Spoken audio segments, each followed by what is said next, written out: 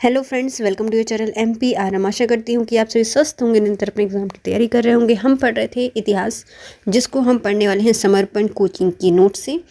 इसमें हम आधुनिक भारतीय इतिहास पढ़ रहे हैं। बहुत सारे राज्य हम कंप्लीट कर चुके हैं। आज हम इसमें पढ़ेंगे मैसूर। तो चलिए स्टार्ट करते हैं। यदि फ्रेंड्स आप हमारे चैनल पर नए हैं और अभी तक चैनल सब्सक्राइब नहीं किया है तो प्लीज़, यदि आपको वीडियो थोड़ा सा भी यूज़फुल लगता है तो वीडियो को लाइक कीजिए, कमेंट कीजिए और चैनल को सब्सक्राइब कीजिए और अपने प्यारे प्यारे फ्रेंड्स के साथ वीडियो को शेयर कीजिए। और यदि आप चाहते हैं कि मैं कोई और बुक पहले कंप्लीट कराऊँ तो प्लीज़ आप मुझे कमेंट करिए उस बुक का नाम। मैं पूरी कोशिश करूँगी उस बुक को पहले कंप्लीट कराने की। और यदि आप चाहते हैं कि ये नोट्स मैं आपको प्रोवाइड करा दूँ PDF वगैरह में, तो आप मुझे कमेंट कर दीजिए, मैं आपको लिंक दे दूँगी। चलिए स्टार्ट करते हैं। मैसूर राज्य 1565 में तालीकोटा के युद्ध के बाद विजयनगर का पतन हो गया। इसके उपरांत वहाँ पर आरवीडु वंश का उदय हुआ। 1612 में आरवीडु वंश के शासक वेंकट द्वितीय के समय मैसूर में वाडियार राजवंश की स्थापना की गई। 18वीं शताब्दी के मध्य मैसूर का राजा चिक्का कृष्णराज था, परंतु वास्तविक शक्तियां नंदराज, जो कि सेनापति है, उसके पास थी एवं देवराज वित्त मंत्री के हाथों में थी। बाद में नंदराज ही मैसूर का सर्वोसर्वा हो गया। इसी समय हैदर अली नामक एक योग्य व्यक्ति नंदराज की सेना में भर्ती हुआ। 1761 में हैदर अली ने राजमाता की सहायता से नंदराज की शक्ति का अंत करके मैसूर राज्य का वास्तविक स्वामी बन गया। फिर आते हैं हमारे हैदर अली, जो कि 1761 से 1782 तक रहे। हैदर अली ने अपनी राजधानी मैसूर से श्रीरंगपट्टनम में स्थानांतरित की थी। इसने अंग्रेज़ों और मराठाओं की शक्तियों का सामना करने हेतु फ्रांसीसियों की सहायता से डिंडीगुल में आधुनिक शस्त्रागार की स्थापना करी थी। दक्कन में भारतीय ताकतों में हैदर अली पहला व्यक्ति था जिसने अंग्रेज़ों को पराजित किया था। द्वितीय आंग्ल मैसूर युद्ध के दौरान हुए पोर्टोनोवा के युद्ध में घायल हो जाने के कारण 1782 में इसकी मृत्यु हो गई थी। उसके बाद आता है टीपू सुल्तान, जो कि 1782 से 1799 तक रहा। हैदर अली की मृत्यु के बाद उनका पुत्र टीपू मैसूर का शासक बना। टीपू ने अफगानिस्तान, ईरान, कुश्तुनिया, मॉरिशस एवं फ्रांस आदि देशों में दूत भेजे थे और विदेशों में आधुनिक पद्धति से दूतावास स्थापित किए थे। टीपू ने फ्रांस के शासक नेपोलियन के साथ विदेशी संबंध स्थापित किए थे। श्रीरंगपट्टनम में फ्रांसीसी झंडा लहराया, स्वतंत्रता का वृक्ष लगाया और जैकोबिन क्लब की सदस्यता प्राप्त की। नागरिक टीपू कहना पसंद करता था। टीपू ने अपने राज्य में आधुनिक कैलेंडर लागू किया, सिक्का ढलाई की नई तकनीक एवं नापतोल के आधुनिक पैमाने बनवाए थे। टीपू धार्मिक रूप से सहिष्णु शासक था। इसने श्रृंगेरी मंदिर में देवी शारदा की मूर्ति के निर्माण हेतु धन दिया था। 1799 में चतुर्थ आंग्ल मैसूर युद्ध में लड़ते हुए टीपू सुल्तान की मृत्यु हुई थी। नेक्स्ट आते हैं प्रथम आंग्ल मैसूर युद्ध, जो कि 1767 से स्टार्ट होकर 1769 तक चला। हैदर अली की फ्रांसीसी से मैत्री को आंग्ल मैसूर युद्ध का कारण माना गया। इस युद्ध में मराठे एवं निज़ाम अंग्रेज़ों की तरफ से थे, किंतु आगे हैदर अली ने मराठाओं को धन देकर और निज़ाम को क्षेत्र का प्रलोभन देकर अंग्रेज़ों से अलग कर दिया। फिर हैदर अली ने अंग्रेज़ों को पराजित कर मैसूर एवं मंगलोर पर अधिकार किया।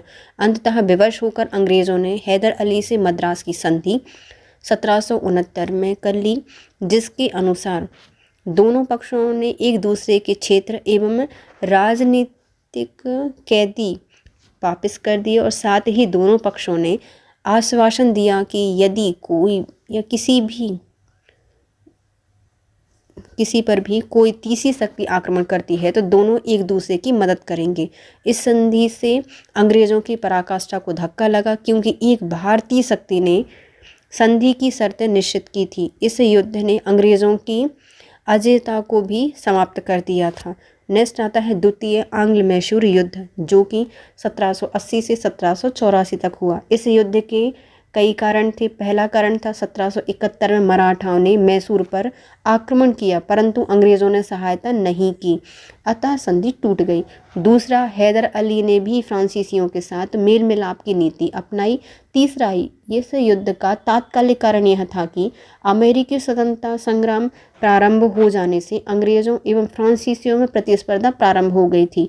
इससे अंग्रेज़ों ने फ्रांसीसी बस्ती माहे पर कब्जा कर लिया। माहे हैदर अली के संरक्षण में था तथा वहां से हैदर अली को आवश्यक गोला बारूद की आपूर्ति होती थी।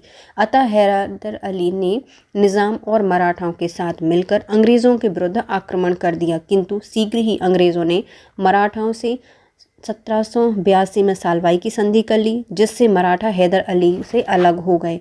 उसी प्रकार अंग्रेज़ों ने निज़ाम को भी गुंटूर का क्षेत्र देकर उन्हें अपने पक्ष में मिला लिया। हैदर अली ने दृढ़तापूर्वक इस स्थिति का सामना किया, परंतु 1781 में पोर्टोनोवा के युद्ध में अंग्रेज सेनापति सर आयरकूट से पराजित हो गया और इस युद्ध में लगी चोट के कारण 1782 में हैदर अली की मृत्यु हो गई। इसके उपरांत युद्ध का नेतृत्व हैदर अली के पुत्र टीपू सुल्तान ने संभाला। 1783 में टीपू ने ब्रिगेडियर मैथ्यूज को पराजित कर सेना सहित बंदी बना लिया, किंतु इसी वर्ष पेरिस की संधि द्वारा अमेरिकी स्वतंत्रता संग्राम समाप्त हो गया, जिससे फ्रांसीसी युद्ध से अलग हो गए और टीपू ने भी अंग्रेज़ों से संधि करना उचित समझा। 1784 में मैंगलोर संधि के द्वारा दोनों पक्षों में एक दूसरे के विजित प्रांत एवं राजनीतिक कैदी वापस कर दिए गए।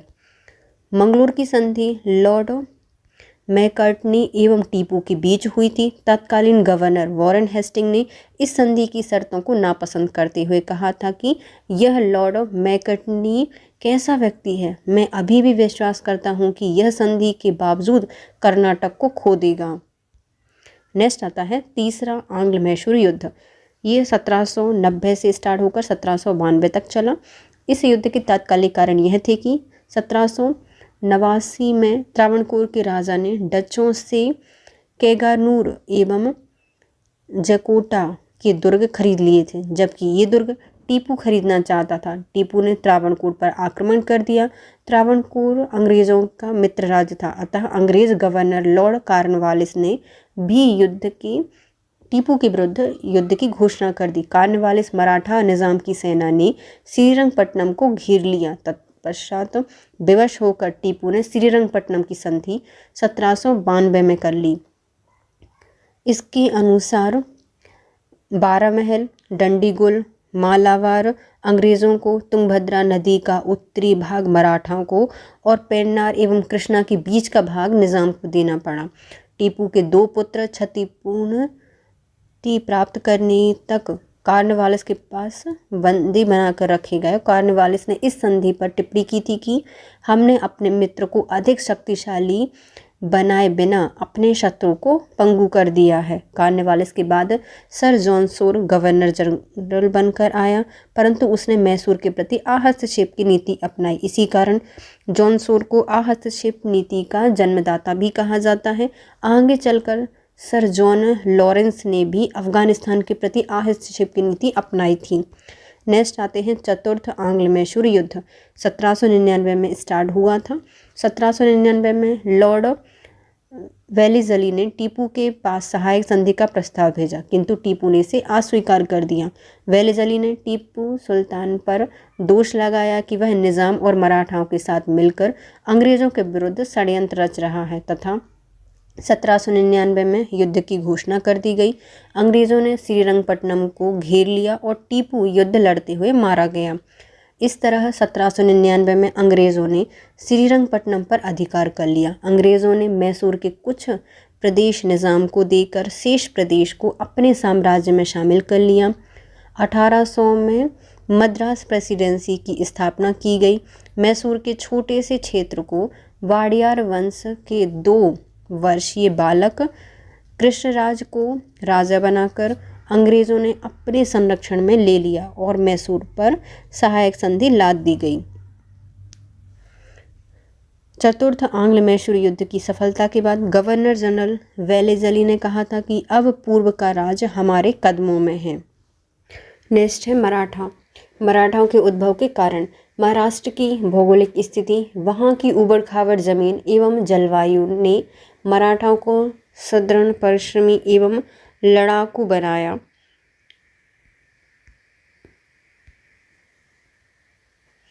और राइज ऑफ मराठा, क्या है इसमें, मराठा पावर, महादेव गोविंद रनाडे के द्वारा लिखा गया और उन्होंने यही कारण बताया है। औरंगजेब की हिंदू विरोधी नीति, भक्ति आंदोलन जिसमें दास बोध गुरु रामदास जी के द्वारा लिखा गया है। दक्षिण की तात्कालिक स्थितियां, अहमदनगर का बिखराव हुआ था, शिवाजी का चमत्कारी व्यक्तित्व, ये सभी कारण मराठाओं के उद्भव के कारण हैं। शिवाजी 1627 से 1680 तक रहे हैं। इनका जन्म 1627 में शिवनेर के किले में हुआ था। इनकी माता का नाम जीजाबाई है। पिता शाहजी भोसले हैं, बीजापुर के शासक के यहाँ कार्यरत थे। इनके संरक्षक इनके दादाजी कोणदेव थे। इनके गुरु समर्थ गुरु रामदास हैं। इनका विवाह 1640 में साईबाई से हुआ था। शिवाजी के प्रारंभिक अभियान बीजापुर के आदिल शाही राज्य के विरुद्ध शुरू हुआ था। 1643 में शिवाजी ने सर्वप्रथम सिंहगढ़ का किला जीता। तत्पश्चात 1646 में तोरण और 1654 में पुरंदर के किले भी जीत लिए। शिवाजी की इन साहसिक विजयों से बीजापुर का सुल्तान क्रोधित हो गया और उसने शिवाजी के विरुद्ध अफजल खां को सेना लेकर भेजा था। नेक्स्ट आते हैं अफजल खां से संघर्ष। 1659 में हुआ। अफजल खां ने कूटनीति पूर्व शिवाजी को मारने की योजना बनाई और शिवाजी के पास संधि का प्रस्ताव भेजा। शिवाजी ने अफजल खां की कूटनीति को समझने हेतु संधि के अनुरूप प्रतापगढ़ के जंगलों में उससे मिलने गए, जहां अफजल खां सशस्त्र आया और गले मिलने के बहाने शिवाजी की हत्या करने का प्रयास किया, किंतु इसके विपरीत शिवाजी ने अपने बघनख के वार से अफजल खां को मार डाला। इस हमले से शिवाजी को भारी धन संपत्ति और अस्त्र शस्त्र प्राप्त हुए, जिससे उनकी प्रतिष्ठा और स्थिति और भी अधिक सुदृढ़ हो गई। नेक्स्ट आते हैं शाइस्ता खां से संघर्ष। अफजल खां की हत्या से उत्साहित होकर शिवाजी ने मुगलों पर जोरदार आक्रमण किया और जो शाइस्ता खां से संघर्ष है ये 1663 में हुआ है। इसके कई महत्वपूर्ण दुर्गों पर अधिकार कर लिया। इससे तात्कालिक मुगल बादशाह औरंगजेब नाराज हो गया। औरंगजेब ने शिवाजी के विरुद्ध शाइस्ता खां को विशाल सेना के साथ भेजा। शाइस्ता खां ने प्रारंभ में कई मराठा प्रदेशों को रोन डाला। 1663 में शाइस्ता खां ने वर्षा ऋतु पुणे में बिताने की योजना बनाई। शिवाजी ने अपने सैनिकों का वेश धारण करके पूना भेजा और मौका देखकर मुगल सेना पर आक्रमण कर दिया। इस आक्रमण से शाइस्ता खां का अंगूठा कट गया और वह डरकर भाग खड़ा हुआ। नेक्स्ट आती है सूरत की प्रथम लूट, 1664 में हुई है। शाइस्ता खां को पराजित कर उत्साहित होकर शिवाजी ने सूरत पर आक्रमण कर वहां से 1 करोड़ रुपए प्राप्त किए, जिसके उपरांत औरंगजेब ने राजा जय सिंह को शिवाजी के विरुद्ध युद्ध करने के लिए भेजा। जय सिंह से संघर्ष एवं पुरंदर की संधि 1665। जय सिंह ने वीरता एवं चालाकी से मराठाओं के कई दुर्ग जीत लिए। अंततः विवश होकर शिवाजी ने पुरंदर की संधि कर ली। इस संधि के अनुसार शिवाजी ने 35 में से 23 किले मुगलों को दे दिए और मुगलों की ओर से युद्ध करने का वचन किया। साथ ही शिवाजी ने अपने पुत्र संभाजी को मुगल दरबार में भेजा, जहां उन्हें 5000 का मनसब बनाया। 1666 में शिवाजी बीजापुर के विरुद्ध मुगलों की सहायता न मिलने के कारण औरंगजेब से मिलने आगरा गए, जहां राजा जय सिंह के पुत्र राम सिंह ने शिवाजी की सुरक्षा की गारंटी ली। दरबार में शिवाजी को 5000 के मनसबदारों की पंक्ति में खड़ा कर दिया गया, जिससे शिवाजी नाराज हो गए। शिवाजी को बंदी बनाकर आगरा स्थित जयपुर महल में रखा गया, किंतु शिवाजी ने कूटनीति का सहारा लिया और मिठाई फल की टोकरी में बैठकर भाग निकले। सूरत की दूसरी लूट 1670 में हुई। शिवाजी ने 1670 में सूरत को पुनः लूटा और शिवाजी का राज्याभिषेक 1674 में हुआ, जिसमें शिवाजी ने अपना राज्य अभिषेक 1674 में रायगढ़ राजधानी में काशी के प्रसिद्ध पंडित गंगा भट्ट से करवाया तथा छत्रपति एवं हिंदू धर्मोद्धारक की उपाधि ग्रहण की। इस प्रकार शिवाजी ने 1674 में स्वतंत्र मराठा राज्य की स्थापना की। फिर आता है कर्नाटक अभियान, जो कि 1676 से 1678 तक हुआ। यह शिवाजी का अंतिम अभियान था। 1678 में शिवाजी ने जिंजी का किला जीता और जिंजी की विजय शिवाजी की अंतिम विजय थी। 1680 में अत्यधिक ज्वर के कारण शिवाजी की मृत्यु हो गई। शिवाजी की 7 पत्नियां थीं। शिवाजी की मृत्यु के बाद उनकी पत्नी पुतलीबाई सती हो गई थीं। फिर आती हैं शिवाजी का प्रशासन। अष्टप्रधान परिषद थी इनके पास। शिवाजी की सहायता एवं परामर्श के लिए 8 मंत्रियों का एक परिषद थी, जिसे अष्टप्रधान कहा जाता था। अष्टप्रधान परिषद का प्रत्येक मंत्री अपने विभाग के प्रमुख थे, किंतु ये मंत्री शिवाजी की प्रसाद पर्यंत होते थे तथा इनकी स्थिति सचिव से अधिक नहीं होती थी। पहले आते हैं पेशवा। ये प्रधानमंत्री होते थे और यह संपूर्ण प्रशासन का पर्यवेक्षण एवं निरीक्षण करते थे। फिर आते हैं अमात्य, इन्हें मजूमदार कहा जाता है और ये वित्त मंत्री थे। फिर आते हैं सचिव, इन्हें शुरनवीश या चटनिस कहा जाता है और ये पत्राचार विभाग के प्रमुख थे। फिर मंत्री, इन्हें वाक्यनवीस कहा जाता है। यह दरबारी कार्यों का रिकॉर्ड रखते थे तथा गुप्तचर एवं सूचना विभाग के प्रमुख थे। फिर आते हैं सेनापति, इन्हें सरे नौबत कहा जाता है। सेना का नेतृत्व करता है ये। सुमंत, इन्हें दवीर कहा जाता है और ये विदेश मंत्री थे। पंडित राव, यह धार्मिक बातों में छत्रपति का परामर्शदाता थे। और फिर आते हैं न्यायाधीश, ये न्याय विभाग के प्रमुख थे। मराठाओं की भू राजस्व व्यवस्था।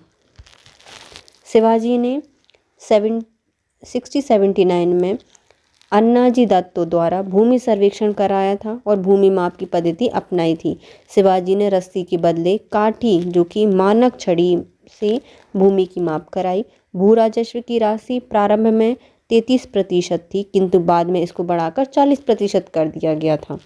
फिर आते हैं चौथ और सरदेशमुखी। शिवाजी का साम्राज्य स्वराज एवं मुक्तई में विभाजित था। स्वराज ऐसा क्षेत्र था जो कि प्रत्यक्षतः मराठाओं के नियंत्रण में होता था, जबकि मुक्तई उस क्षेत्र को कहते हैं जहां से शिवाजी चौथ और सरदेशमुखी वसूल करते थे।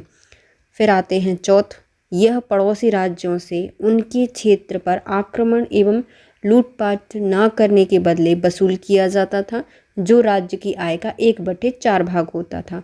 फिर आता है सरदेशमुखी, यह शिवाजी महाराष्ट्र क्षेत्र के सरदेशमुख होने के नाते विजित क्षेत्रों से उनके कुल राजस्व का 10% सरदेशमुखी रूप में प्राप्त करते थे। सरदेशमुखी वसूल करना शिवाजी अपना कानूनी अधिकार मानते थे, क्योंकि वे महाराष्ट्र के पुश्तैनी सरदेशमुख थे।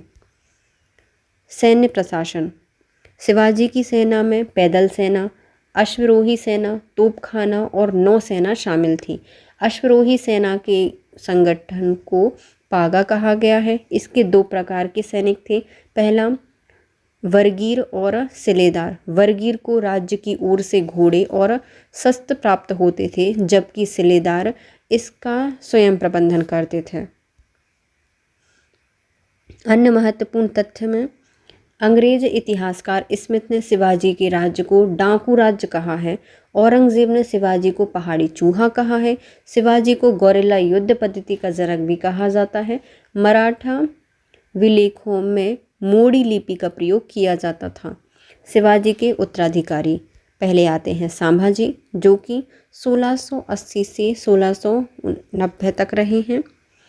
1680 में शिवाजी की मृत्यु के पश्चात शिवाजी की 2 पत्नियों से उत्पन्न 2 पुत्र संभाजी और राजा राम के मध्य उत्तराधिकार के विवाद उत्पन्न हो गया। हालांकि शिवाजी की मृत्यु के समय संभाजी पन्हाला के किले में कैद थे। इसका फायदा उठाते हुए राजा राम ने स्वयं को शासक घोषित कर दिया, किंतु शीघ्र ही संभाजी को मुक्त कर दिया गया तथा उन्होंने राजा राम को गद्दी से उतारकर स्वयं सिंहासन प्राप्त किया।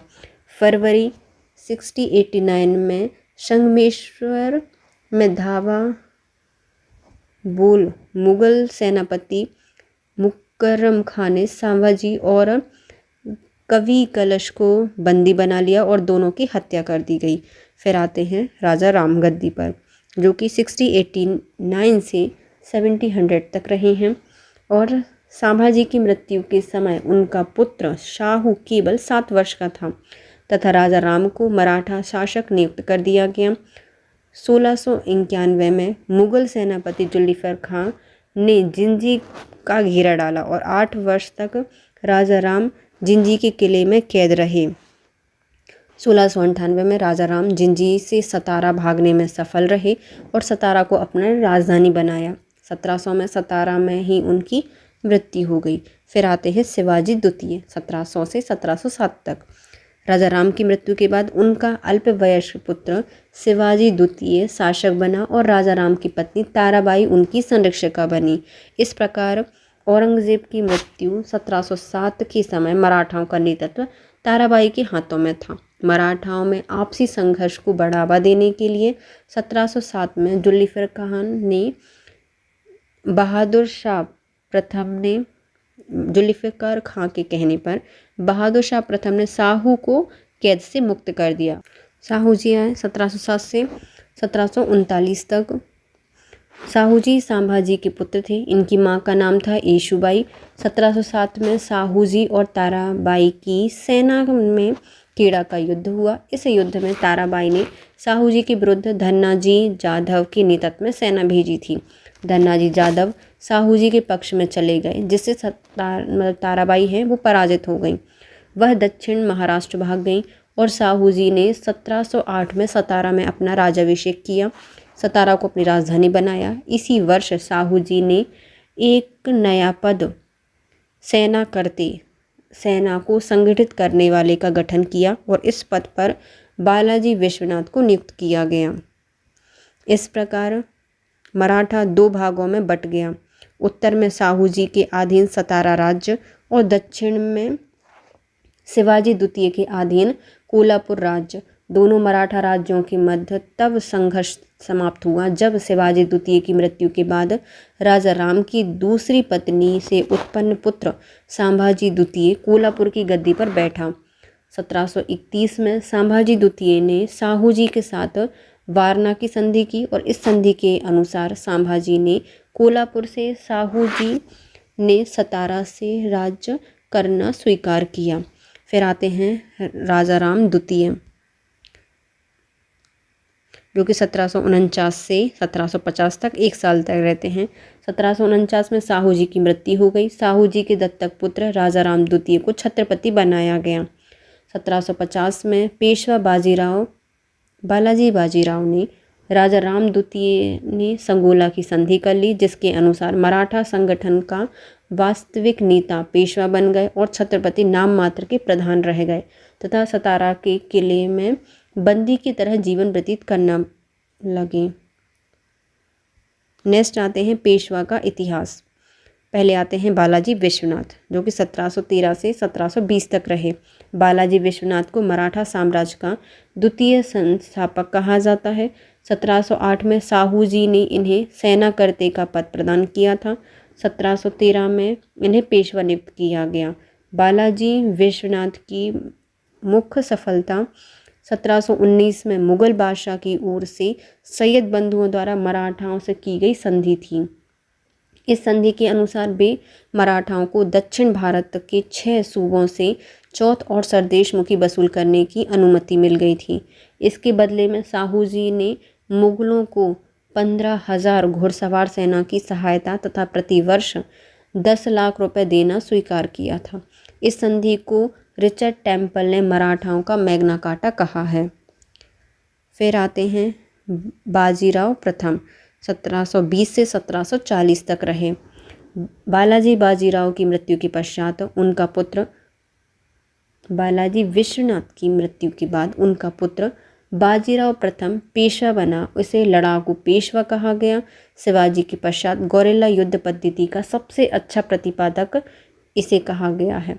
बाजीराव प्रथम ने हिंदू पद पातशाही के आदर्श का प्रचार किया और मुगल साम्राज्य के संबंध में बाजीराव प्रथम ने कहा था, सड़े हुए वृक्ष के तने पर प्रहार करो, शाखाएं तो स्वयं गिर जाएंगी।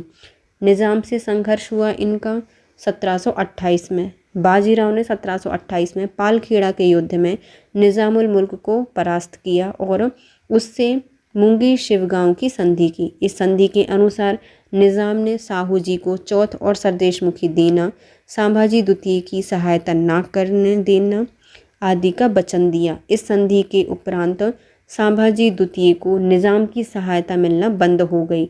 इससे उन्हें 1731 में वारणा की संधि से साहू जी की अधीनता स्वीकार करनी पड़ी। फिर होता है मालवा विजय 1728 में। बाजीराव प्रथम 1728 में मालवा पर आक्रमण कर यहाँ के मुगल गवर्नर गिरधर बहादुर को अमझेरा के युद्ध में परास्त किया, जिसके उपरांत भी मालवा में मराठाओं के आक्रमण होते रहे। अंततः 1735 में मालवा पर मुगलों की सत्ता लगभग समाप्त हो गई। फिर बुंदेलखंड विजय 1728 में हुई। बुंदेलखंड इलाहाबाद की सूबेदारी में था।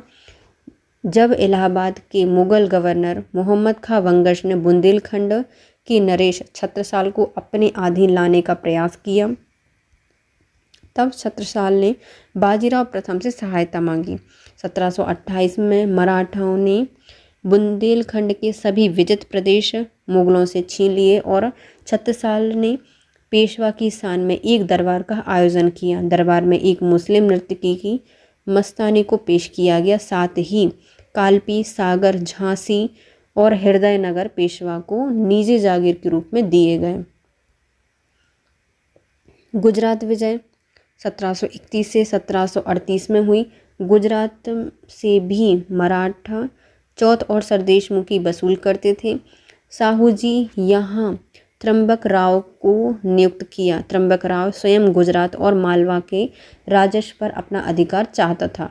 अतः 1731 में बाजीराव प्रथम ने त्र्यंबक राव के विरुद्ध सैन्य कार्यवाही कर उसे मौत की घाट उतार दिया। अंततः 1738 में गुजरात को मराठा राज्य में मिला लिया गया। फिर आती है दिल्ली विजय, जो कि 1737 से स्टार्ट होती है। 1737 में बाजीराव प्रथम अपनी सेना के साथ दिल्ली पहुंचा। वह वहां केवल 3 दिन ठहरा। मुगल बादशाह मोहम्मद शाह द्वारा मालवा की सूबेदारी एवं 13 लाख वार्षिक धनराशि का आश्वासन दिए जाने पर बाजीराव प्रथम वहां से हट गया और मुगल बादशाह ने निज़ाम को मराठा के विरुद्ध भेजा। दोनों पक्षों के बीच में 1737 में भोपाल का युद्ध हुआ, जिसमें निज़ाम की पराजय हुई। 1738 में हुई दुरई सराय की संधि के अनुसार निज़ाम ने मराठा एवं मालवा पर मराठाओं का प्रभुत्व स्वीकार किया। दुरई सराय की संधि 1738 में हुई। बसीन एवं सालसेट विजय 1739 में। 1739 में मराठाओं ने पुर्तगालियों से बसीन एवं सालसेट छीन लिया। मराठा परिसंघीय व्यवस्था बाजीराव प्रथम के शासनकाल में राणोजी सिंधिया ने प्रारंभ में उज्जैन, फिर ग्वालियर में एवं मल्हारराव होलकर ने इंदौर में और पिलाजी गायकवाड़ ने बड़ौदा में और राघोजी भोसले ने नागपुर में क्षेत्रीय शक्ति अर्जित की। फिर आते हैं बालाजी बाजीराव, जो कि 1740 से 1761 तक रहे हैं। बाजीराव प्रथम की मृत्यु के उपरांत उनका पुत्र बालाजी बाजीराव नाना साहेब पेशवा बने। इनके काल में मराठा राज्य का सर्वाधिक प्रसार हुआ। इनके समय में ही संगोला की संधि हुई 1750 में। 1750 में बालाजी बाजीराव एवं छत्रपति राजाराम द्वितीय की मध्य संगोला की संधि हुई। इसके अनुसार छत्रपति नाम मात्र के राजा रह गए, जबकि वास्तविक शक्ति पेशवा में निहित हो गई। फिर आती है पूर्वी विजय, जो कि 1751 में हुई। पूर्व विजय 1751 में होती है। 1751 में राघोजी भोसले ने बंगाल पर आक्रमण करके अलीवर्दी खां को पराजित किया। अलीवर्दी खां ने मराठाओं को उड़ीसा का क्षेत्र और बंगाल बिहार से चौथ 12 लाख वार्षिक प्राप्त करने का अधिकार दिया। फिर आते हैं निज़ाम से युद्ध। निज़ाम से युद्ध 1757 से स्टार्ट होकर 1760 तक हुआ है। 1745 में निज़ामुल मुल्क की मृत्यु के पश्चात हैदराबाद में गृह युद्ध प्रारंभ हो गया। ऐसी स्थिति में मराठा आक्रमण से बचने हेतु 1752 में भालकी की संधि के द्वारा बरार का आधा क्षेत्र मराठाओं को दे दिया गया, किंतु शीघ्र ही हैदराबाद में मुजफ्फर जंग का शासन स्थापित होते ही इन्होंने मराठाओं को 1757 में सिंध खेड़ा के युद्ध में तथा 1760 में उदगीर के युद्ध में चुनौती दी। इन दोनों युद्धों में निज़ाम की पराजय हुई। अंततः विवश होकर निज़ाम को एक बड़ा क्षेत्र अहमदनगर, दौलताबाद, बुरहानपुर और बीजापुर मराठाओं को देने पड़े। फिर आता है दिल्ली अभियान, जो कि 1758 को हुआ था। अहमद शाह अब्दाली ने 1757 में पंजाब सहित संपूर्ण दिल्ली पर अधिकार कर आलमगीर द्वितीय को मुगल सम्राट एवं इमाद उल मुल्क को वजीर रोहेला, सरदार नजीबुद्दौला को मीर बख्शी और अपना मुख्य एजेंट तथा तैमूर शाह को पंजाब का गवर्नर बनाकर वापस चला गया। 1752 में हुई संधि के अनुसार मुगल साम्राज्य की रक्षा हेतु 1758 में मराठा सेनापति रघुनाथ राव दिल्ली पहुंचा और रघुनाथ राव ने दिल्ली तथा पंजाब पर आक्रमण कर वहां से क्रमशः नजीबुद्दौला और अब्दाली के पुत्र तैमूर शाह को बाहर निकाल दिया, जिसके बाद रघुनाथ शाह जो रघुनाथ राव है इन्होंने पंजाब का गवर्नर आदीना बेग खां और उसके बाद सावाजी सिंधिया को बनाकर दक्कन वापस लौट गए। इस प्रकार मराठाओं का दबदबा कटक से अटक तक हो गया था।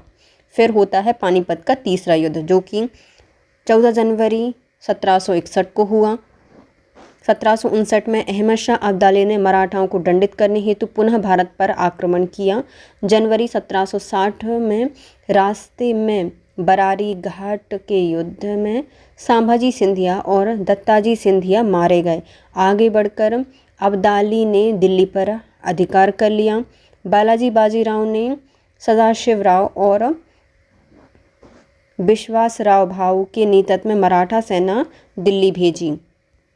पानीपत का तीसरा युद्ध 14 फरवरी 1761 में अहमद शाह अब्दाली और मराठाओं के बीच हुआ। इस युद्ध में अवध का नवाब शुजाउद्दौला, रोहेला, सरदार नजीबुद्दौला और हाफिज रहमत खां, शादुल्ला खां, डुंडी खां आदि ने अहमद शाह अब्दाली का साथ दिया था, जबकि मराठाओं की लूटमार की आदतों से चिढ़कर सूरजमल जाट, सिख और राजपूतों ने मराठाओं का साथ छोड़ दिया था। मराठाओं के तोपखाने का नेतृत्व इब्राहिम गारदी खां ने संभाला था, किंतु मराठाओं की भारी भरकम तोप अब्दाली की सुतुरनाल तोपों के मुकाबले बेकार साबित हुई। इस युद्ध में सदाशिव भाऊ, विश्वासराव भाऊ और जसवंतराव पवार, तुर्जोकी सिंधिया जैसे महान मराठा सरदार और 28,000 मराठा सिपाही मारे गए थे। मल्हार राव होलकर युद्ध से भाग गए थे। इस प्रकार पानीपत के तीसरे युद्ध में अहमद शाह अब्दाली की विजय हुई। पानीपत के तृतीय युद्ध के प्रत्यक्षदर्शी काशीराव पंडित के शब्दों में पानीपत का तीसरा युद्ध मराठाओं के लिए प्रलयकारी सिद्ध हुआ। उनके बाद आते हैं माधवराव, जो कि 1761 से 1772 तक रहे हैं। पानीपत का तृतीय युद्ध में पराजित हो जाने के शोक से शीघ्र ही बालाजी बाजीराव की मृत्यु हो गई। इसके उपरांत मराठाओं का नेतृत्व पेशवा माधवराव ने संभाला। माधवराव अंतिम महान पेशवा थे जो कि मराठाओं की शक्ति को पुनः स्थापित कर सके। माधवराव ने हैदराबाद के निज़ाम तथा मैसूर के हैदर अली को चौथ देने के लिए बाध्य किया था। इन्हीं के काल में 1772 में मुगल बादशाह शाह आलम द्वितीय को इलाहाबाद से दिल्ली लाया गया तथा मुगल बादशाह ने मराठाओं का संरक्षण स्वीकार किया था, परंतु 1772 में आकस्मिक क्षय रोग से माधवराव की मृत्यु हो गई। फिर आते हैं नारायण राव, जो कि 1772 से 1773 सिर्फ 1 साल के रहे रहते हैं। माधवराव की मृत्यु के बाद उनका छोटे भाई नारायण राव पेशा बने, किंतु 1773 में उनके चाचा रघुनाथ राव राघोबा ने पेशवा की हत्या कर दी। फिर आते हैं माधव नारायण राव, जो कि 1774 से 1795 तक रहे। नाना फडणवीस की सलाह पर मतलब जो नारायण राव हैं उनकी मृत्यु के बाद उनके अल्पवयस्क पुत्र माधव द्वितीय को पेशा बनाया गया, जिससे रघुनाथ राव, जो स्वयं पेशा बनना चाहता था, ने नाराज होकर मुंबई जाकर अंग्रेजों से सहायता मांगी। इस दुर्भाग्यपूर्ण प्रयास से आंग्ल मराठा संघर्ष की भूमिका तैयार हो गई। फिर आता है आंग्ल मराठा युद्ध। प्रथम आंग्ल मराठा युद्ध 1775 से स्टार्ट होकर 1782 तक चला। प्रथम आंग्ल मराठा युद्ध रघुनाथ राव की महत्वाकांक्षा का परिणाम थी। माधवराव नारायण राव के पेशवा बनने के बाद रघुनाथ राव ने अंग्रेज़ों से सहायता मांगी। बॉम्बे काउंसिल ने गवर्नर जनरल वॉरेन हेस्टिंग से अनुमति लिए बगैर रघुनाथ राव से 1775 में सूरत की संधि कर ली। इसी के साथ प्रथम आंग्ल मराठा युद्ध प्रारंभ हो गया। इसमें होती है पहले सूरत की संधि, जो कि 1775 में हुई थी। इस संधि में तय हुआ था कि अंग्रेज रघुनाथ राव को पेशा बनाने में मदद करेंगे। इसके बदले में अंग्रेज़ों को सालसेट और बसीन प्राप्त होगा।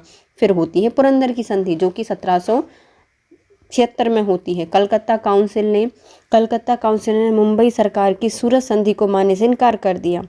बंगाल के गवर्नर जनरल वॉरेन हेस्टिंग ने पुनः मराठाओं से पुरंदर की संधि की, जिसके अनुसार सूरत की संधि को रद्द कर दिया गया और अंग्रेज रघुनाथ राव को कोई सहायता नहीं देंगे और बदले में सालसेट अंग्रेजों को प्राप्त होगा। परंतु यह संधि लागू नहीं हो पाई, क्योंकि कोर्ट ऑफ डायरेक्टर्स ने सूरत की संधि को वैध माना।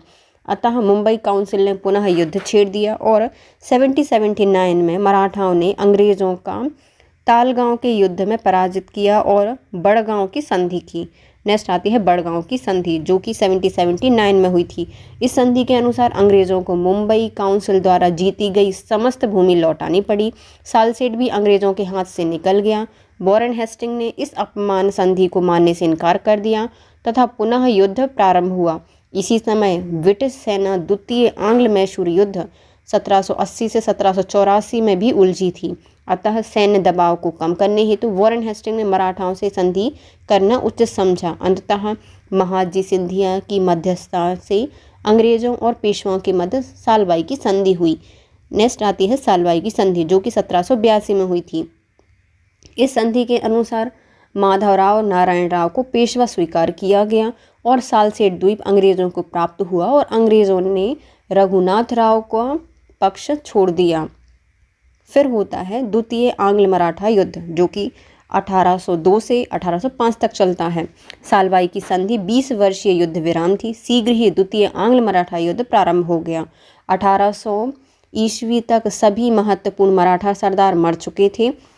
1794 में महाजी सिंधिया, 1795 में माधव नारायण राव, 1799 में तुकोजी होलकर और 1800 में नाना फडणवीस की मृत्यु हो गई थी। 1795 में माधव नारायण राव की मृत्यु के उपरांत बाजीराव द्वितीय पेशवा अंतिम पेशवा बने। आपसी विवाद के चलते पेशवा बाजीराव द्वितीय और दौलत राव सिंधिया ने जशवंत राव होलकर के छोटे भाई बिट्ठू जी की हत्या कर दी, जिससे क्रुद्ध होकर जशवंत राव होलकर ने पूना पर अधिकार कर लिया। बाजीराव द्वितीय ने भागकर अंग्रेजों की शरण ली और बसीन की संधि कर ली। बसीन की संधि 1802 में हुई थी। इस संधि के द्वारा बाजीराव द्वितीय की सुरक्षा हेतु पूना में ब्रिटिश रेजिमेंट रखा गया। इसका खर्चा बाजीराव द्वितीय को वहन करना था। यह एक प्रकार की सहायक संधि थी। इस संधि के उपरांत बाजीराव द्वितीय को अपनी गलती का एहसास हुआ। भोसले और सिंधिया ने भी बाजीराव द्वितीय के साथ मिलकर अंग्रेजों के विरुद्ध संघर्ष प्रारंभ कर दिया, जबकि होलकर अंग्रेजों से अलग से संघर्ष कर रहे थे। गवर्नर जनरल लॉर्ड वेलेजली ने उत्तरी कमान लॉर्ड लेक और दक्षिणी कमान आर्थर वेलेसी को सौंपी। अंततः सभी मराठा शक्तियां पराजित हुईं और विवश होकर उन्हें अंग्रेज़ों से अलग अलग संधियां करनी पड़ी। अंग्रेज़ों ने भोसलों के साथ देवगांव की संधि 1803 में की, सिंधिया के साथ सुरजी अर्जन गांव की संधि 1803 में, होलकर के साथ राजपुर घाट की संधि 1805 में, और इस तरह से द्वितीय आंग्ल मराठा युद्ध ने मराठा संघ को कमज़ोर कर दिया। फिर आता है तृतीय आंग्ल मराठा युद्ध, जो कि 1817 से स्टार्ट होकर 1818 तक चला। 1816 में राघोजी भोसले की मृत्यु के पश्चात उनका उत्तराधिकारी अल्पवयस्क पुत्र परशुजी बना। परशुजी का संरक्षण उनकी माता बुकाबाई और अप्पा साहेब को बनाया गया था। अप्पा साहेब स्वयं संपूर्ण शक्ति अर्जित करना चाहते थे, अतः इन्होंने अंग्रेजों की सहायता प्राप्त करने हेतु 1816 ईस्वी में नागपुर की संधि कर ली, जो कि सहायक संधि थी। फिर आते हैं गवर्नर जनरल लॉर्ड हेस्टिंग ने पिंडारियों के दमन के बहाने बाजीराव द्वितीय पर मराठा संघ को समाप्त करने का दबाव डाला। बाजीराव द्वितीय ने इनकार करते हुए संघर्ष प्रारंभ कर दिया, किंतु वह पराजित हुए। अंग्रेजों ने 1817 में बाजीराव द्वितीय से पूना की संधि की, जिसके उपरांत मराठा संघ को समाप्त कर दिया गया और बाजीराव द्वितीय को पेंशन देकर बिठूर कानपुर भेज दिया गया। अंग्रेजों ने सिंधिया पर भी सैन्य कार्यवाही कर उन्हें संधि करने हेतु विवश किया। 1817 ईस्वी में अंग्रेज और सिंधिया के मध्य ग्वालियर की संधि हुई, जो कि एक सहायक संधि थी। इस प्रकार होलकरों को भी पराजित कर दिया गया और उसे संधि करने के लिए विवश किया गया। 1818 में अंग्रेज और होलकरों के मध्य मंदसौर की संधि हुई, जो कि एक सहायक संधि थी। तृतीय आंग्ल मराठा युद्ध के पश्चात सतारा का हिस्सा निकालकर शिवाजी के वंशज प्रताप सिंह को दे दिया गया, जबकि शेष भाग को मिलाकर 1818 में मुंबई प्रेसिडेंसी की स्थापना की गई। नेक्स्ट आते हैं सिख वंश की नींव, सिख धर्म की नींव गुरु नानक ने पंजाब में डाली थी। वस्तुतः सिखों का इतिहास सिख के गुरुओं से प्रारंभ होता है। कुल 10 सिख गुरु हुए हैं, जो कि इस प्रकार हैं। पहले आते हैं गुरु नानक, जो कि 4069 से 5039 तक रहे हैं। इनका जन्म तलवंडी ननकाना पाकिस्तान में हुआ है। मृत्यु करतारपुर डेरा बाबा पंजाब में हुआ और जाति इनकी खातरी थी। सिखों के प्रथम गुरु गुरु नानक थे। इन्होंने नानक पंथ चलाया था। इन्हीं के शिष्य सिख कहलाए और ये इब्राहिम लोधी के समकालीन थे। फिर आते हैं गुरु अंगद, जो कि 5039 से 5052 तक रहे हैं। इनका मूल नाम लहना था। ये जो गुरु अंगद हैं, इन्होंने गुरुमुखी लिपि का आविष्कार किया था और गुरु नानक द्वारा प्रारंभ किए गए लंगर व्यवस्था को नियमित किया था। इनके बाद आते हैं गुरु अमरदास, जो कि 5052 से 5074 तक रहे हैं। ये अकबर के समकालीन थे। इन्होंने अपनी गद्दी गोइंदवाल में स्थापित की थी और वहाँ एक बावड़ी का निर्माण कराया था। माना जाता है कि इस बावड़ी का पानी पीने से सभी रोग दूर हो जाते हैं। मुगल बादशाह अकबर इनसे मिलने स्वयं गोइंदवाल गए थे और अमर सिंह की बेटी बीबी भानी के लिए कुछ ज़मीन दी थी। गुरु रामदास ये रहे हैं 5047 से 5081 तक। ये भी अकबर के समकालीन थे और अमरदास के दमान थे। अकबर ने इन्हें 500 बीघा ज़मीन दी थी, जहां इन्होंने अमृतसर नगर बसाया था। नेक्स्ट आते हैं गुरु अर्जुन देव, जो कि 5081 से 6006 तक रहे हैं। इन्हें सच्चा बादशाह भी कहा जाता है। इन्होंने 5089 में स्वर्ण मंदिर का निर्माण कराया था और 1604 में आदि ग्रंथ की रचना की। गुरु अर्जुन सिंह ने तरन तारण एवं करतारपुर नामक शहर बसाए थे। गुरु अर्जुन देव ने सिखों पर एक अनिवार्य आध्यात्मिक कर मसनद लगाया था, जो आय का 1/10 भाग होता था। 1606 में खुसरो को समर्थन देने के कारण जहांगीर ने इनकी मृत्यु करा दी थी, मृत्युदंड दिया था खुसरो की सहायता देने के कारण। नेक्स्ट आते हैं गुरु हरगोविंद, जो कि 1606 से 1645 तक रहे हैं। इन्होंने अकाल तख्त का निर्माण करवाया था। सिखों में सैन्य शिक्षा प्रारंभ की थी। इन्हें लड़ाकू जाति के रूप में परिभाषित किया था। जहांगीर ने इन्हें 2 वर्षों तक ग्वालियर के किले में कैद रखा था। फिर आते हैं गुरु हरराय, जो कि 1645 से 1661 तक रहे हैं। इनके समय में शाहजहां के पुत्रों में उत्तराधिकार का युद्ध हुआ था। फिर आते हैं गुरु हरकिशन, 1661 से 1664 तक रहे। और फिर आते हैं गुरु तेग बहादुर, 1664 से 1675 तक। 1675 में औरंगजेब ने इन्हें दिल्ली बुलाया। इस्लाम स्वीकार करने को कहा, लेकिन तेग बहादुर ने अस्वीकार करने पर उनकी हत्या करवा दी। फिर आते हैं गुरु गोबिंद सिंह। ये 1675 से 1708 तक रहे हैं। ये सिखों के 10वें और अंतिम गुरु थे। इन्होंने 1699 में खालसा पंथ की स्थापना की थी। गुरु गोबिंद सिंह ने कृष्ण अवतार तथा विचित्र नाटक आत्मकथा नामक ग्रंथ लिखे थे। औरंगजेब के पुत्रों के उत्तराधिकार युद्ध में गुरु गोबिंद सिंह ने बहादुर शाह का साथ दिया था। फिर आते हैं 1708 में नांदेड़ महाराष्ट्र नामक स्थान पर इनकी मृत्यु हुई थी। गुरु गोबिंद सिंह की मृत्यु के पश्चात गुरु गद्दी समाप्त कर दी गई। फिर आते हैं बंदा बहादुर, जो कि 1708 से 1716 तक रहे हैं। ये सिखों के पहले राजनीतिक नेता थे। इन्होंने प्रथम सिख राज्य की स्थापना की थी। इन्हें गुरु नानक और गुरु गोबिंद सिंह के नाम के सिक्के चलवाए थे। सिख राज्य के नाम की मोहरें बनवाई थी। बहादुर शाह प्रथम ने 1711 में बंदा बहादुर को लोहगढ़ के किले में पराजित किया, किंतु इनका पूरी तरह से दमन नहीं किया जा सका। बंदा बहादुर ने 1712 में लोहगढ़ पर पुनः कब्जा किया। 1715 में फर्रुखशहर ने सिखों की बढ़ती हुई संख्या को रोकने के लिए बंदा बहादुर के विरुद्ध अभियान किया और लोहगढ़ के किले पर उन्हें पराजित कर दिया। फर्रुखशहर ने बंदा बहादुर को दिल्ली में मृत्युदंड दे दिया। परिणाम स्वरूप सिख नेतृत्व विहीन हो गया।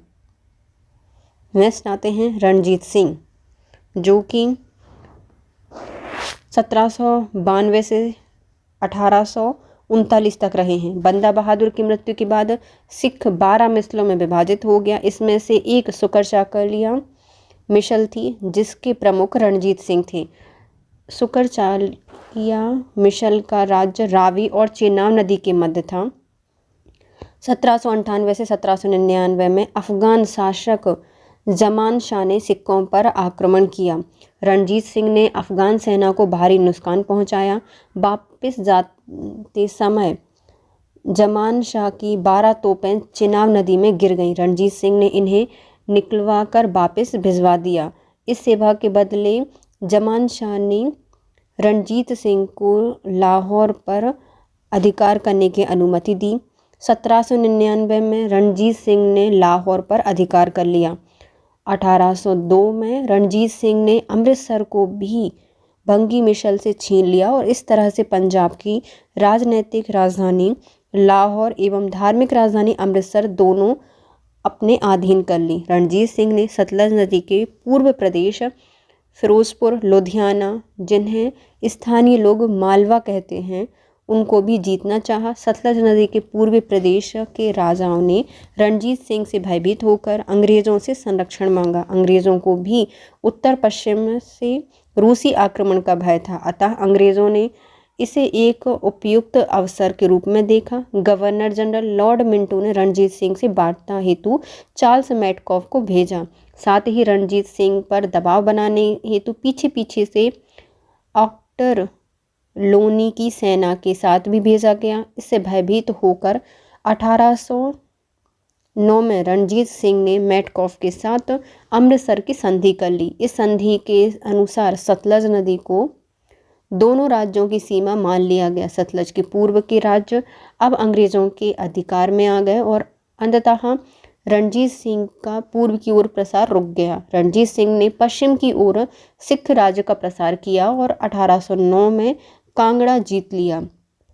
1800 में शाह शुजा अफगान राज्य का शासक बना, परंतु 1809 में दोस्त मोहम्मद ने इन्हें काबुल से विस्थापित कर दिया। शाह शुजा ने काबुल का राज्य प्राप्त करने के लिए रणजीत सिंह से सहायता मांगी और महाराज को इसने कोहिनूर हीरा भेंट किया। रणजीत सिंह वास्तव में उसके नाम का प्रयोग कर मुल्तान, कश्मीर और सिंध नदी के पूर्वी तट के प्रदेश आदि पर विजय करना चाहते थे। रणजीत सिंह ने 1818 से 1819 तक और 1834 में क्रमशः मुल्तान, कश्मीर, पेशावर पर अधिकार कर लिया। तो 1818 में मुल्तान, 1819 में कश्मीर और 1834 में पेशावर। शाह शुजा को रणजीत सिंह से जब कोई निश्चय आश्वासन नहीं मिला तो वह अंग्रेज़ों के संरक्षण में चला गया। अंग्रेज़ों ने इस अवसर का लाभ उठाया और काबुल के सिंहासन से दोस्त मोहम्मद को हटा देने का निश्चय किया। इस योजना में रणजीत सिंह को भी शामिल होने के लिए कहा गया। अंततः लॉर्ड ऑकलैंड, रणजीत सिंह और शाह सुजा के मध्य 1838 में त्रिपक्षीय संधि हुई। इसी बीच 1839 में रणजीत सिंह की मृत्यु हो गई। फ्रांसीसी पर्यटक विक्टर जैकोमर्ट ने रणजीत सिंह की तुलना नेपोलियन बोनापार्ट से की है। जैकोमर्ट के द्वारा रणजीत सिंह की तुलना नेपोलियन बोनापार्ट से की गई है। नेक्स्ट आते हैं रणजीत सिंह का प्रशासन। रणजीत सिंह निरंकुश होते हुए भी खालसा के नाम पर शासन करते थे। इनकी सरकार को सरकार खालसा कहा जाता था। इन्होंने गुरु नानक, गुरु गोविंद सिंह के नाम से सिक्के चलवाए थे। गुरु नानक और गुरु गोविंद सिंह के नाम से सिक्के चलवाए, किंतु इन्होंने गुरु मत को प्रोत्साहन नहीं दिया। फ़कीर अजीमुद्दीन इनका विदेश मंत्री और दीवान दीनानाथ इनका वित्त मंत्री था। नेक्स्ट आते हैं सैन्य प्रशासन। इनका सैन्य प्रशासन दो रूपों से विभाजित था। पहला फौज ए खास, जो कि एक नियमित सेना थी। दूसरा आता है फौज ए बेकवायद, जो कि अनियमित सेना थी। फौज ए खास, इसमें अश्वरोही सेना, पैदल सेना और तोपखाना था। अश्वरोही सेना फ्रांसीसी सेनापति लॉर्ड द्वारा प्रशिक्षित थी। तो भैया जो अश्वरोही हैं तो भैया वो लॉर्ड को फ्रांसी अच्छी मतलब जो उनका अश्व था ना वो फ्रॉक पहनता था और लॉर्ड से मिलने जाता था। तो फ्रांसीसी सेनापति कौन था? लॉर्ड था। और पैदल सेना थी कौन सी?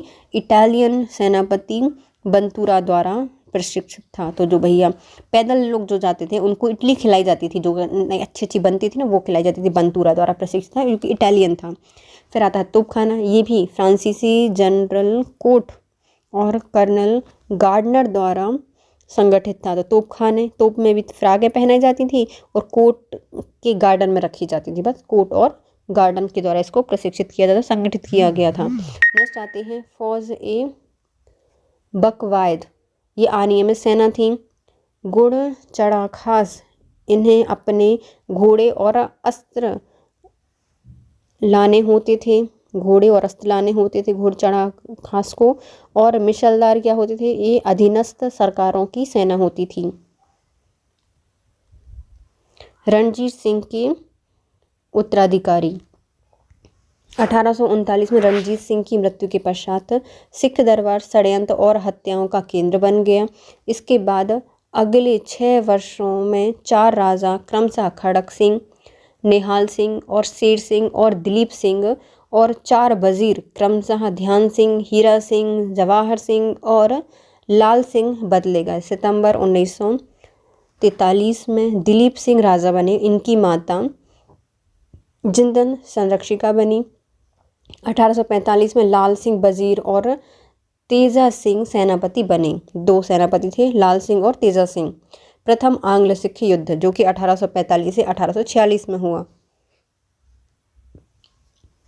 दिलीप सिंह अल्पवयस्क थे। उनकी माता रानी जिंदल इनकी संरक्षिका थी। प्रथम आंग्ल सिख युद्ध महारानी जिंदल की महत्वाकांक्षा एवं ब्रिटिश के साम्राज्यवाद का परिणाम थी। 1844 में एलनबरो के स्थान पर नया गवर्नर जनरल लॉर्ड हार्डिंग बनाया गया। अंग्रेजों ने सिखों के विषय में उत्तेजक बयान दिए। ब्रिटिश ने घोषणा की कि सल्तनत के पार सभी रियासतें कंपनी के संरक्षण में हैं तथा महाराजा दिलीप सिंह की मृत्यु के पश्चात यह सभी जब्त हो जाएंगी। फलतः सिख सेना क्रुद्ध हो गई और इसी समय वह अफवाह भी फैल गई कि ब्रिटिश पंजाब पर हमला करने वाले हैं। इस तरह 1845 में आंग्ल सिख युद्ध शुरू हो गया। प्रथम आंग्ल सिख युद्ध में प्रारंभ के 4 स्थान मुदकी, फिरोजशाह, बुद्धवाल एवं अलीवाल पर लड़ाई हुई, जो कि निर्णायक नहीं रही। 5वीं तथा अंतिम लड़ाई सोबराओ की लड़ाई, जो कि फरवरी 1846 में हुई, निर्णायक सिद्ध हुई। यह युद्ध में सिखों की हार हो गई, जिसका प्रमुख कारण लाल सिंह और तेजा सिंह का विश्वासघात था। मतलब जो सेनापति थे लाल सिंह और तेजा सिंह, इन्होंने ही विश्वासघात किया। मार्च 1846 में अंग्रेज़ों ने सिखों को लाहौर की संधि पर हस्ताक्षर करने के लिए बाध्य किया। लाहौर की संधि के अनुसार कुछ शर्तें रखी गई थी। पहला, लाहौर में हेनरी लॉरेंस के नेतृत्व में 1 वर्ष के लिए ब्रिटिश रेजिडेंट नियुक्त किया जाएगा। सिखों ने ब्यास और सतलज के बीच का क्षेत्र अंग्रेज़ों के अधिकार पर छोड़ दिया। अंग्रेज़ों ने सिखों पर 1.5 लाख रुपए युद्ध खजाना लिया, जिसमें सिखों द्वारा 50 लाख रुपए कोष में से और शेष रकम के बदले ब्यास और सिंध नदी के बीच की पहाड़ी क्षेत्र, कश्मीर और हज़ारा सहित अंग्रेज़ों को सौंप दिए गए। अंग्रेज़ों ने 1 करोड़ रुपए के बदले कश्मीर गुलाब सिंह को बेच दिया। सिख सेना की संख्या 12,000 अश्वरोही और 20,000 पैदल सेना तक सीमित कर दी गई। दिलीप सिंह को महाराजा, रानी जिंदल को उनकी संरक्षिका तथा लाल सिंह को उनका वजीर स्वीकार किया गया।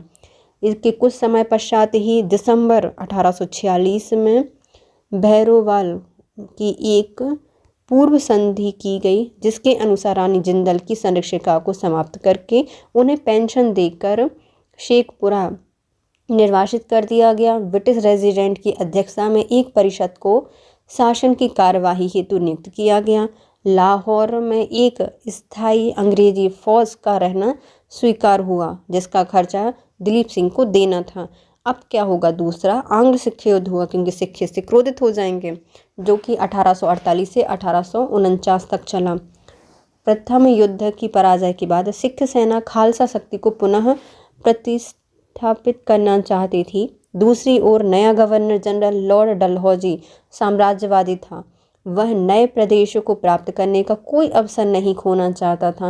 रानी जिंदल सिख सरदारों के साथ हुए दुर्व्यवहार एवं मुल्तान के गवर्नर मूलराज को अंग्रेज़ों द्वारा अपदस्थ करने के कारण सिखों ने विद्रोह कर दिया। अंततः डलहौजी ने बहाना लेकर युद्ध की घोषणा कर दी। इसमें कुल 3 युद्ध लड़े गए थे, क्रमशः रामनगर का युद्ध, चिलियानवाला का युद्ध और गुजरात का युद्ध। गुजरात के युद्ध को बैटल ऑफ गन भी कहा जाता है। इस युद्ध में सिख पूरी तरह पराजित हो गए। 1849 में पंजाब की ब्रिटिश साम्राज्य में मिला लिया गया और महाराजा दिलीप सिंह को उच्च शिक्षा हेतु लंदन भेज दिया गया। कोहिनूर हीरा भी ब्रिटिश महारानी को भेंट दे दिया गया। इसके साथ हमारा जो सिख राज्य था वो होता है कंप्लीट। नेक्स्ट वीडियो में हम पढ़ेंगे ब्रिटिश कालीन अर्थव्यवस्था। तब तक के लिए bye guys. If you like my video please share, subscribe and comment. Thank you so much guys. Have a nice day.